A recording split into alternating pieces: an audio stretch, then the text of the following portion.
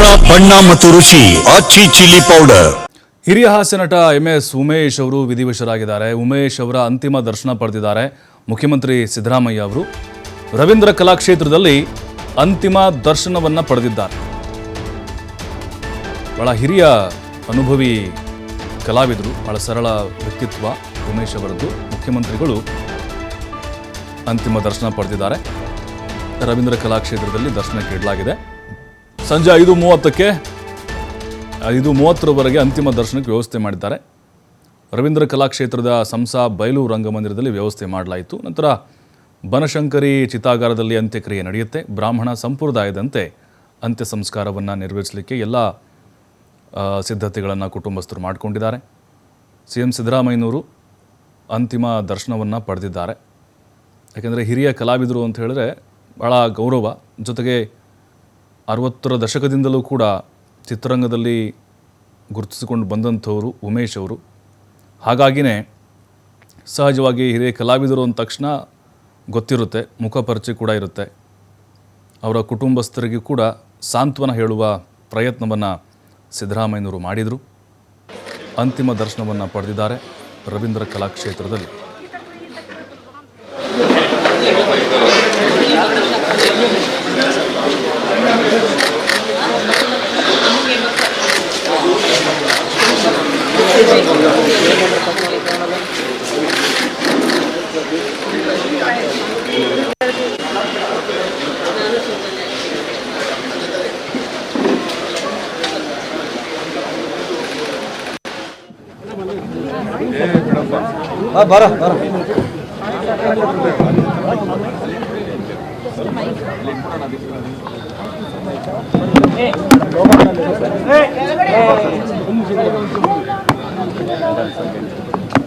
ಕನ್ನಡ ಚಿತ್ರರಂಗದ ಹಿರಿಯ ನಟ, ಹಾಸ್ಯ ನಟ ಶ್ರೀ ಉಮೇಶ್ ರವರು ನಿಧನರಾಗಿದ್ದಾರೆ.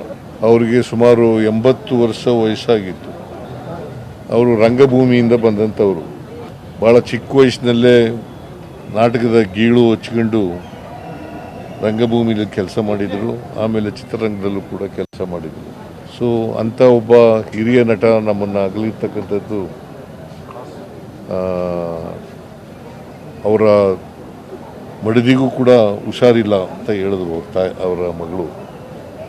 ಸೊ ಅಂಥವರು ನಮ್ಮನ್ನು ಅಗಲಿದ್ದಾರೆ. ಅವರ ಆತ್ಮಕ್ಕೆ ಚಿರಶಾಂತಿ ದೊರಕಲಿ ಅಂತೇಳಿ ನಾನು ಪ್ರಾರ್ಥನೆಯನ್ನು ಮಾಡ್ತೇನೆ. ಮಡದಿಗೂ ಕೂಡ ಗುಣವಾಗಲಿ ಅಂಥೇಳಿ ಈ ಸಂದರ್ಭದಲ್ಲಿ ಪ್ರಾರ್ಥನೆ ಮಾಡ್ತೇನೆ. ಅವರ ಬಂಧು ಬಳಗ, ಅವರು ಎಲ್ಲಕ್ಕಿಂತ ಭಾಳ ಮುಖ್ಯವಾಗಿ ನಮ್ಮ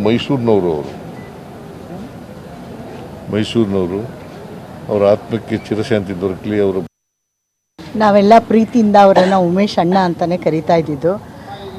ಈಗ ಮೋಡ ಮುಸುಕಿ ಹೇಗೆ ತುಂತುರು ಹನಿ ಬೀಳ್ತಾ ಇದೆ, ಜನರೆಲ್ಲ ಒಳಗಡೆನೇ ಸೇರ್ಕೋಬೇಕು, ಮನೆ ಒಳಗಡೆ, ಮನೆಯಿಂದ ಹೊರಗಡೆ ಬರೋಕ್ಕೆ ಎಷ್ಟು ಕಷ್ಟಪಡ್ತಾ ಇದ್ದರು. ಅವ್ರ ಬದುಕು ಕೂಡ ಹೀಗೇ ಇತ್ತು.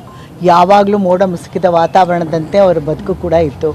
ಅವರ ಹುಟ್ಟಿದಾಗಿನಿಂದ ಸಾಯೋವರೆಗೂ ಅವರು ಸುಖವನ್ನು ಕಂಡವರಲ್ಲ. ಆದರೆ ಅವರ ಪಾತ್ರಗಳಲ್ಲಿ ಅವರ ನಗುಮುಖವನ್ನು ನೋಡಿದಾಗ ಇವರು ಏನಪ್ಪ ಸುಖದ ಲೋಲುಪ್ತೆಯಲ್ಲಿ, ಶ್ರೀಮಂತಿಕೆಯ ಲೋಲುಪ್ತೆಯಲ್ಲಿ, ಸಿರಿವಂತಿಕೆಯಲ್ಲಿ ಬದುಕ್ತಾ ಇದ್ದಾರೆ ಅಂತಲೇ ಅನ್ನಿಸ್ತಾ ಇತ್ತು. ಸೊ ಈಗ ಎಷ್ಟು 900 ಚಿತ್ರಗಳಲ್ಲಿ ಅಭಿನಯಿಸಿ ಎಲ್ಲರನ್ನ ರಂಜಿಸಿದ್ದಾರೆ ನಮ್ಮ ಉಮೇಶಣ್ಣ. ಅವರು ಯಾವಾಗಲೂ ಅವರ ನಗುಮುಖ ಅಷ್ಟೇ ನಮ್ಮ ಮನಸ್ಸಲ್ಲಿರುತ್ತೆ. ಅವರ ಆತ್ಮಕ್ಕೆ ಚಿರಶಾಂತಿ ದೊರಕಲಿ. ನಾವೆಲ್ಲ ಪ್ರೀತಿಯಿಂದ. ಅಂಕಲ್ ನಮ್ಮನ್ನು ಬಿಟ್ಟು ಹೋಗಿದ್ದು ತುಂಬಾ ದುಃಖದ ವಿಚಾರ. ಚಿತ್ರರಂಗಕ್ಕೆ ಸೇರಿದ ಕುಟುಂಬದ ವ್ಯಕ್ತಿ ಆಗಿರಲಿಲ್ಲ ಉಮೇಶ್ ಅಂಕಲ್. ನಮ್ಮ ಕುಟುಂಬಕ್ಕೆ ತುಂಬ ಹತ್ತಿರವಾದ ವ್ಯಕ್ತಿಯಾಗಿದ್ದರು. ನನ್ನ ತಂದೆಯ ಬಾಲ ಸ್ನೇಹಿತ ಅವರು. ಅವರಿಬ್ಬರೂ ತುಂಬ ಚಿಕ್ಕ ವಯಸ್ಸಿನಲ್ಲೇ ಗುಬ್ಬಿ ಕಂಪ್ನಿಯಲ್ಲಿ ಒಟ್ಟಿಗೆ ಬೆಳೆದವರು. ಕಲಾ ಸೇವೆ ಮಾಡ್ತಾ, ರಂಗಭೂಮಿ ಸೇವೆ ಮಾಡ್ತಾ, ಅದಾದಮೇಲೆ ಚಿತ್ರರಂಗಕ್ಕೆ ಬಂದು ಅಲ್ಲಿಯ ಒಡನಾಟ, ಅಲ್ಲಿಯ ಸ್ನೇಹ, ಅಲ್ಲಿಯ ಅಭಿಮಾನ ಇವತ್ತು ಕೊನೆ ಆಯಿತು ಅಂತ ದುಃಖ ಆಗ್ತಾಯಿದೆ ನಮಗೆ. ಕಲಾವಿದರಿಗೆ ಸಾವಿಲ್ಲ ಅನ್ನೋದು ನಮಗೆಲ್ಲರಿಗೂ ಗೊತ್ತಿರೋ ವಿಚಾರ.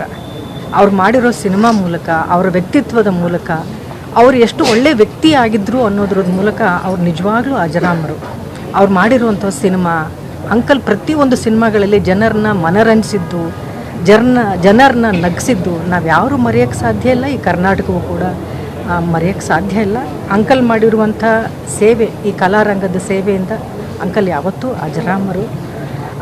ಒಳ್ಳೆ ಕಲಾವಿದರು ಅನ್ನೋದು ಅಂಕಲ್ ಎಷ್ಟು ನಮಗೆಲ್ಲರಿಗೂ ಗೊತ್ತೋ ಅದಕ್ಕಿಂತಲೂ ಹೆಚ್ಚು ದುಪ್ಪಟ್ಟು ಅವರೊಬ್ಬ ತುಂಬ ಒಳ್ಳೆಯ ಸರಳ ವ್ಯಕ್ತಿ. ಯಾವತ್ತೂ ಯಾರಿಗೂ ಕೇಡನ್ನು ಬಯಸಿದ್ದಿಲ್ಲ, ಬೇಜಾರು ಮಾಡ್ಕೊಂಡಿದ್ದಿಲ್ಲ, ಒಬ್ಬರ ಮೇಲೆ ಕೋಪ ಮಾಡ್ಕೊಂಡಿದ್ದಿಲ್ಲ. ಇನ್ಫ್ಯಾಕ್ಟ್ ನಾವು ಶೂಟಿಂಗಲ್ಲಿ ಲೇಟ್ ನೈಟ್ ಶೂಟಿಂಗ್ ಮಾಡ್ತಾಯಿದ್ರು ಕೂಡ ಅಂಕಲ್ ಪರವಾಗಿಲ್ವಾ ನಿಮಗೆ ಅಂದರೆ ಪರವಾಗಿಲ್ಲಮ್ಮ, ಅವ್ರು ಎಷ್ಟೊತ್ತು ಮಾಡ್ತಾರೋ ಅಷ್ಟೊತ್ತು ಮಾಡಲಿ ಅಂತ ಅವ್ರು ತೀರಾ ವಯಸ್ಸಾದ ಕಾಲದಲ್ಲೂ ಹೇಳೋರು. ಅಂದರೆ ಅಷ್ಟು ಒಳ್ಳೆಯ ವ್ಯಕ್ತಿತ್ವವನ್ನು ನಾವು ನೋಡೋಕ್ಕೆ ಸಾಧ್ಯನೇ ಇಲ್ಲ. ಅದು ಒಳ್ಳೆಯ ಕಲಾವಿದರೆಲ್ಲ ಕೂಡ ಅವರು ಮಾದರಿಯಾಗಿದ್ದರು, ಒಳ್ಳೆಯ ವ್ಯಕ್ತಿಯಲ್ಲೂ ಕೂಡ ಅವರು ಮಾದರಿಯಾಗಿದ್ದರು. ರೈಲ್ವೆ ಆಕ್ಸಿಡೆಂಟಲ್ಲಿ ತೀರ್ಕೊಂಡಾಗ ಆ ನೋವು ಯಾರಿಗೂ ಇಲ್ಲ. ಪುತ್ರ ಶೋಕಂ ನಿರಂತರಂ ಅಂತಾರೆ. ಆದರೆ ಅವಳ ಮಗಳು ನಿಂತು ಸುಮಾರು 1 ತಿಂಗಳಿಂದ ನಮ್ಮ ಡಿಂಗ್ರಿ ನಾಗರಾಜ್ ಹೇಳಿದ್ರು,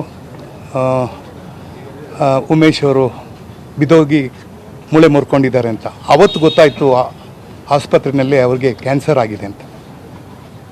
ಅಲ್ಲಿಂದ ಹೆಚ್ಚು ಕಡಿಮೆ 1-1.5 ತಿಂಗಳು ನಮ್ಮ ಎಲ್ಲ ಕಲಾವಿದರು, ಮುಖ್ಯವಾಗಿ ಗಿರಿಜಾ ಲೋಕೇಶ್ ಅವರು, ಶ್ರುತಿ ಅವರು, ಶಶಿಕಲಾ ಅವರು, ಉಮಾಶ್ರೀ ಅವರು ಎಲ್ಲರೂ ತಾಯಿ ಥರ ನಿಂತ್ಕೊಂಡು ಅವರನ್ನು ನೋಡ್ಕೊಂಡಿದ್ದಾರೆ.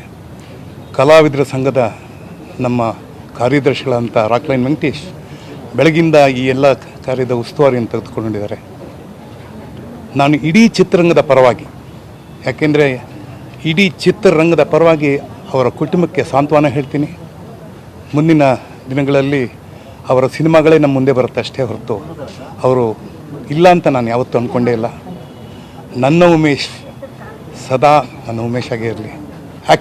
ರೈಲ್ವೆ ಆಕ್ಸಿಡೆಂಟಲ್ಲಿ ತೀರ್ಕೊಂಡಾಗ ಆ ನೋವು ಯಾರಿಗೂ ಇಲ್ಲ. ಪುತ್ರ ಶೋಕಂ ನಿರಂತರಂ ಅಂತಾರೆ. ಆದರೆ ಅವಳ ಮಗಳು ನಿಂತು ಸುಮಾರು 1 ತಿಂಗಳಿಂದ ನಮ್ಮ ಡಿಂಗ್ರಿ ನಾಗರಾಜ್ ಹೇಳಿದ್ರು, ಉಮೇಶ್ ಅವರು ಬಿದೋಗಿ ಮೂಳೆ ಮುರ್ಕೊಂಡಿದ್ದಾರೆ ಅಂತ. ಅವತ್ತು ಗೊತ್ತಾಯಿತು ಆಸ್ಪತ್ರೆಯಲ್ಲಿ ಅವ್ರಿಗೆ ಕ್ಯಾನ್ಸರ್ ಆಗಿದೆ ಅಂತ.